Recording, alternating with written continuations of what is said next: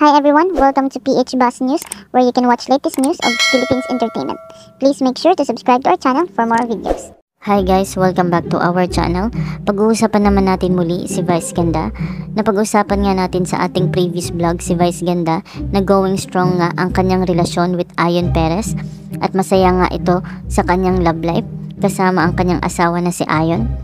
Napag-usapan din natin si Aura Briguela na nasangkot nga ito sa rambulan sa poblasyon kasama ang kanyang mga kaibigan. Kaya ito nakulong pero nakalaya naman si Aura, pero may panibagong kaso na naman ang inahin sa aktor. Napabalita nga na binitawan na daw ni Vice Ganda si Aura, pero nilinaw ni Vice Ganda ang balitang binitawan na raw niya ang kanyang anak-anakan na si Aura at ang bilang talent manager. Pinandigan niya na hindi daw totoo ang chismis na nilayasan niya ang teen star matapos itong maaresto at makulong.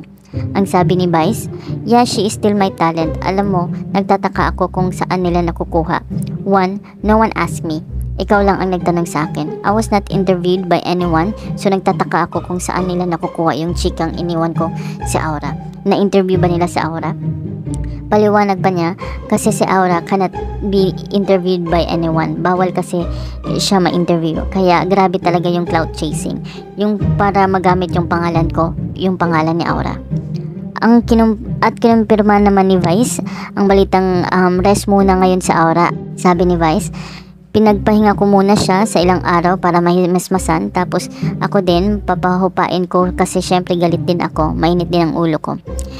Nakausap na daw umano ni Vice ang tatay ni Aura at giniit ng host na hindi niya iiwan sa Aura, lalo na ngayon na kailangan niya ng gabay. Sabi ni Vice, "Hindi ko siya iiwan, lalong-lalo na sa mga posisyon sa buhay niya. She needs guidance and I will be there for her. She's okay, she's trying to be better every day." So ano sa ninyo dito guys? Comment your thoughts below and don't forget to subscribe to our channel.